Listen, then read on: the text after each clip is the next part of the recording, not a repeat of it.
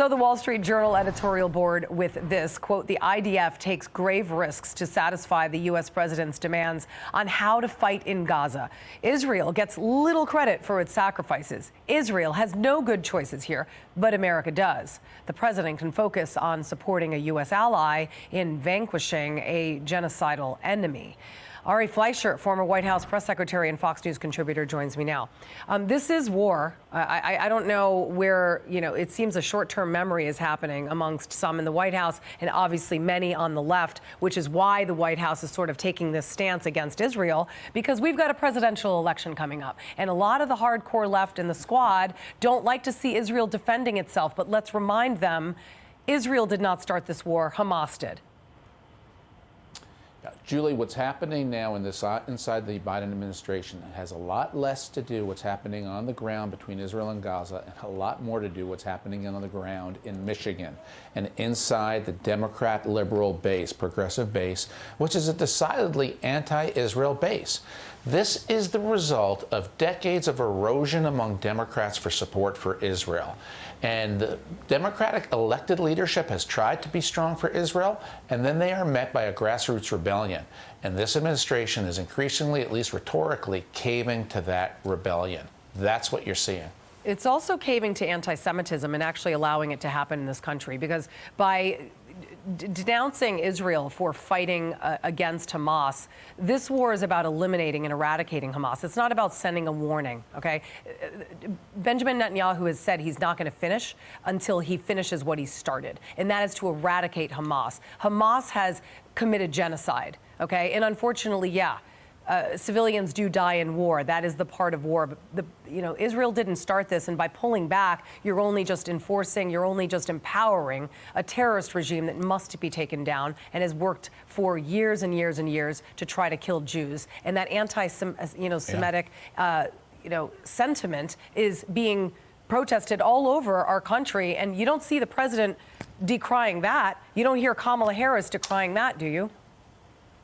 No, but what you do hear is Joe Biden say Israel is guilty of indiscriminate bombing against Gaza. What does that even mean? Should what focus does on that saving mean? civilian lives. Yeah. It means that he has to cave to the left. But here's the military problem when he says things like that. Instead of saying, why is Hamas firing rockets from humanitarian zones? Why isn't he condemning Hamas for targeting civilians every day in Israel? That should be Joe Biden's focus. But here's the problem. If Joe Biden starts to put pressure on Israel, or continues to put pressure on Israel, the result could be turning the Israel-Gaza fight into what's happening in Ukraine, a stalemate where Israel is not able to achieve its objectives. We already know that Joe Biden has dragged his feet on Ukraine and slowly, only after time, provided the Ukrainians what they needed to defend themselves, way after they originally asked for it, needed it, and could have used it. Biden's created part of that quagmire in Ukraine. If he is able to keep Hamas alive because he stops Israel from destroying them, it's the same quagmire. We're going to be back to war in the Middle East. Israel needs to finish what it started. It needs to destroy Hamas. And thank goodness Prime Minister Netanyahu and the coalition government in Israel will ignore Joe Biden on that front. They will carry out the mission to save and protect Israel because it's existential for Israel. It's political for Joe Biden. Just like the mission in Iraq to destroy al-Qaeda, just like the mission in Afghanistan to destroy ISIS. It's the same thing. I got to move on. President Biden making a new pitch to minority voters as his support among them keeps sliding. This new ad trying to address that big problem. Watch this. Our farm has been here for over 3 generations, but a lot of black farmers are just barely hanging on. Joe Biden gets it. Recent Fox polls find minority voters are not buying Bidenomics. More than half of black voters and 70% of Hispanic voters disapprove of Biden's handling of the economy. Those numbers are no better on inflation either. A majority of black voters and 3/4 of Hispanic voters do not approve of Biden on that issue as well. And the White House has this when pressed about this, persistent high food prices problem.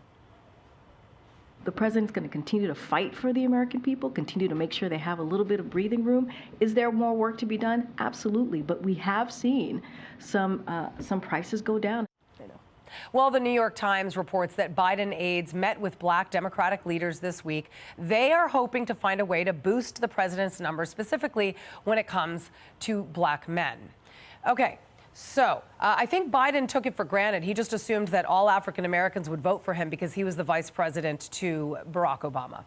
That is backfiring big time. You need to actually have a little bit more substance in getting the minority vote. Number two, when it comes to the Hispanic vote, and 70% of Hispanics that aren't for Biden, let's just take a look at our border, because our border is a mess. In fact, Custom Border Patrols just, in fact, uncovered 10 IEDs that were collected from the Mexican cartel. Our border is wide open. Terrorists could be crossing our border, never mind the hundreds and thousands that are being shipped into democratic cities, and the White House does nothing about it.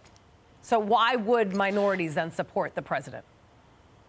Yeah, let me put this in plain terms about just how disastrous this is for Joe Biden and the Democrats. Could you imagine if a Republican president heading into his re-election year had to run ads to bring the Christian coalition on board for the president, for the Republican Party?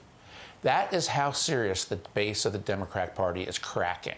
The fact that Joe Biden and the Democrats have to run ads at African Americans, at Hispanic Americans, historically one of the strongest, especially African Americans, Democratic voting blocs, their base is cracking. And they're cracking because people see Joe Biden for who he is. He's too old, he's too weak, and he is not a strong leader. And everybody can see that. Plus, you lay in then what you're talking about with the economy. And every time I hear them say inflation is going down, some of the numbers are going down, they're going to lose more voters because it shows how out of touch they are.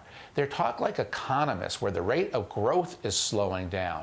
But if you bought gas for $2, and then it went up to $3, and then it went up to $3.50, and then $4, and then $4.25, to the consumer, the price is always going up.